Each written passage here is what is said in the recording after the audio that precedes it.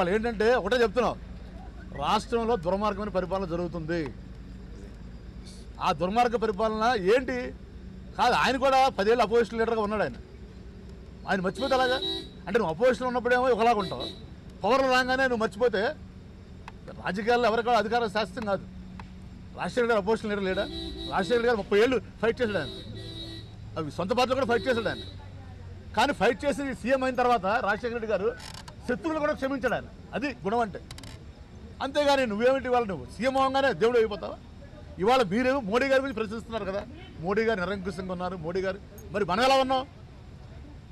మోడీ గారు ఇది చేస్తున్నారు, కక్షపూరితంగా ఉన్నారు, ఈడీ సిబిఐ చేస్తున్నారని, మరి మనం ఏది చేస్తున్నాం మనం?